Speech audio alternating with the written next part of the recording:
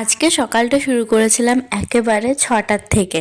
অনেক দিন পর তাড়াতাড়ি ঘুম থেকে উঠতে পেরেছিলাম, কারণ আগের দিন রাতে তাড়াতাড়ি ঘুমিয়েছিলাম। তো চলো আজকে সকাল থেকে আমার রুটিনটা তোমাদের সাথে শেয়ার করি।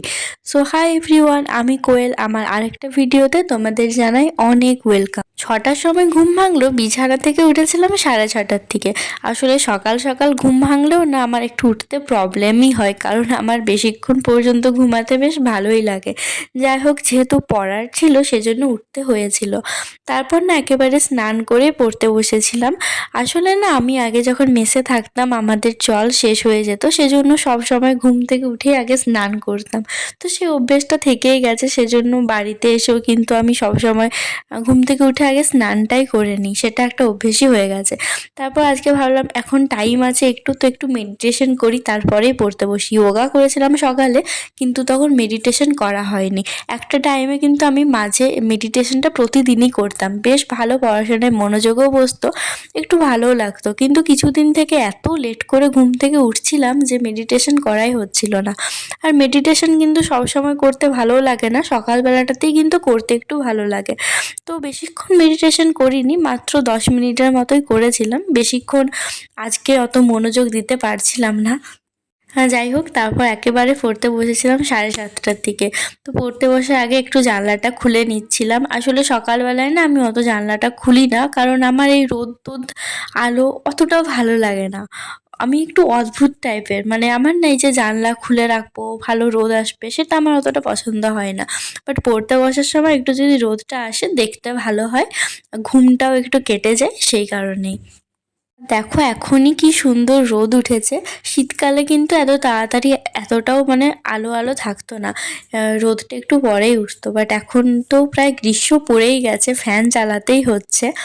আর না একবার ভাবছিলাম মাটিতে মানে নিচে বসে পড়বো, কিন্তু তারপর ভাবছি না থাক, জানলার পাশে একটু রোদও আসছে, এখানেই বসে পড়ি।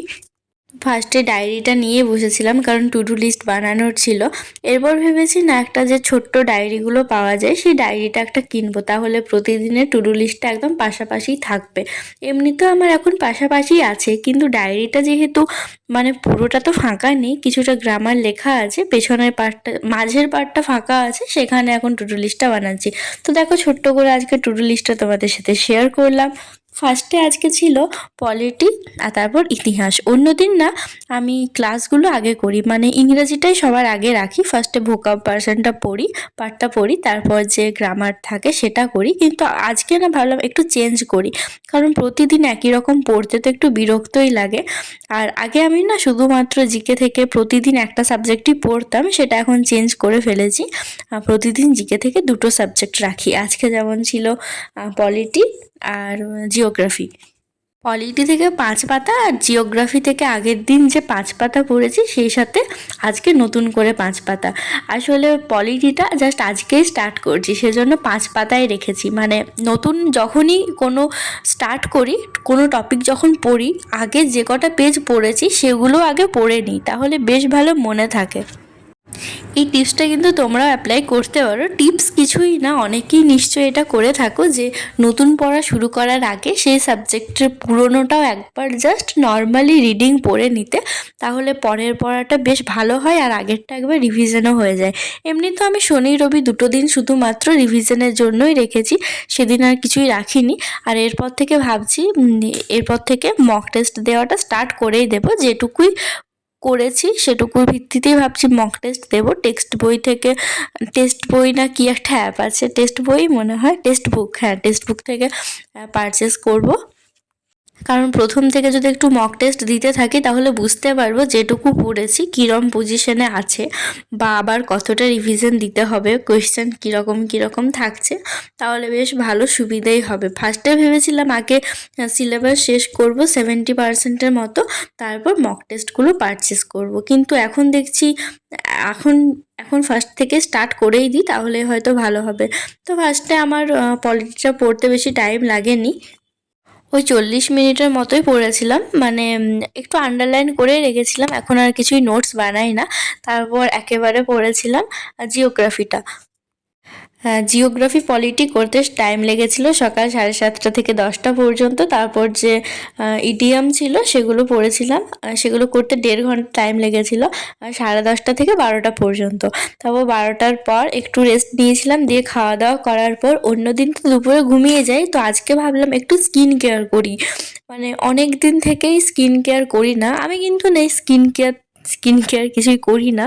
আসলে এই যে প্রোডাক্টগুলো আছে, মানে এই শুধুমাত্র স্ক্রাবটাই, এটা আমি নিয়েছিলাম 2024-এর অগাস্ট মাসে।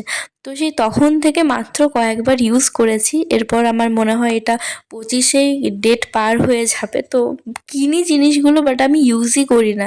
এরকম অনেক আমার বিশেষ করে মানে যে প্রোডাক্ট রাখা আছে যেগুলো আমি কিনি কিন্তু ইউজই করা হয় না। তো ভাবলাম শুধু শুধু কী জন্য যাই, যখন কিনেছি তো ভাবলাম এরপর থেকে প্রতি সপ্তাহে একদিন করেই এটা ইউজ করব।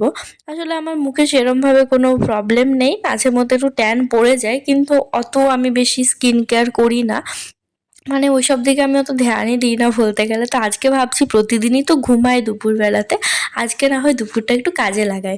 আর একটা কথা কি বুঝলাম, যেদিন না একটু তাড়াতাড়ি ঘুম থেকে উঠি সেদিন কিন্তু সব কাজগুলো করতে বেশ এনার্জি পাই।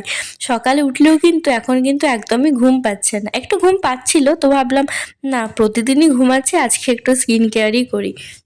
দিয়ে এসব করতে করতে তারপর মায়ের সাথে গল্প করে কোনো রকমে দুপুরটা কাটিয়ে দিয়েছিলাম। আর ডেলি ডেলি প্রোডাক্ট যেটা ইউজ করি সেটা হচ্ছে শুধুমাত্র ওই ওশিয়া হার্বালের যে ফেস ওয়াশটা দেখালাম, আর নিভিয়া সফটের ময়েশ্চারাইজার, ব্যাস এই মাত্র দুটো জিনিসই প্রতিদিন ইউজ করি। বাকি যে টোনার, তারপর এটা কি ছিল যেন, স্ক্রাবার, এগুলো ইউজ করি না। আবার না আগে একটা মাস্ক কিনেছিলাম এভারইউথের, সেটাকে তো আমার পুরো ডেট পারই হয়ে গেছিলো, মানে বড়টাই কিনেছিলাম, 1-2 বার লাগিয়েছিলাম, তো ডেট পার হয়ে গেছিলো। তো সেটা মনে করে এখন আবার এই স্ক্রাবটা লাগাতে স্টার্ট করলাম। দিয়ে লাগানোর পর দেখছি না মুখটা বেশ ফ্রেশই লাগছে। মাঝে মধ্যে তো এগুলো ইউজ করাই যায়, সারাদিনটা শুধুমাত্র এমনি পরেই আমার টাইমটা প্রায় কেটে যায়। তো এরপর থেকে ভেবেছি সপ্তাহে একদিন করে এটা ইউজ করব। দিয়ে দেখছি আমার সব কিছুই কমপ্লিট, বাট চুলটা আঁচড়ানো হয়নি, মানে সে একেবারে সকালবেলায় চুল ছাড়িয়েছিলাম। আর আমার না এখন গ্রীষ্মকাল পড়লে চুলটা এত বেশি রুক্ষ শুষ্ক লাগে, মানে সব সময় যতই আঁচড়ে রাখি, যতক্ষণ না বেনি করে থাকছি ততক্ষণ পুরো উড়তেই থাকে, আসলে ফ্যানও তো চলে, তো সেজন্য মনে হয় একটু বেশি রাফ হয়ে যায় চুলটা। আজকে সারাদিনটা বেশ প্রোডাক্টিভভাবেই কাটলো অন্য দিনের তুলনায়। এটাই হচ্ছে সকালে ঘুম থেকে ওঠার সুবিধা, যেটা আমি বুঝতে তো পারি কিন্তু উঠতে পারি না প্রতিদিন। আজকের ভ্লগটা সকাল থেকে তুলেছি বলে প্রচুর বড় হয়ে গেছিলো, সেজন্য রাত্রের পড়াগুলো আর দেখাইনি। তো একেবারে রাতের বেলায় আমি সবগুলো এখানে নোট করে রেখেছি, কোন টাইমে কোনটা করেছি। তো পুরোটা আমার কমপ্লিট হয়ে গেছে, কিন্তু আজকে 11:15-র মধ্যে তাড়াতাড়ি আজকেও ঘুমাতে পারবো। সেই সকালে 7:30 থেকে ফার্স্ট পড়া স্টার্ট করেছিলাম, আর 11:15 মাঝে অনেক গ্যাপ আছে, এগুলো দেখতেই পারো। এভাবে কিন্তু তোমরাও টাইম মেনটেন করে পড়তে পারো, বা টু ডু লিস্টের পাশে না একটু টাইমটা পরে লিখে নিও যে কোনটা করতে কত টাইম লাগলো, তাহলে পরের দিন যখন টু ডু লিস্ট বানাবে একটা আইডিয়া হয়ে যাবে। তো চলো ভিডিওটা আজকের মতো এখানেই শেষ করছি, সবাই খুব ভালো থেকো।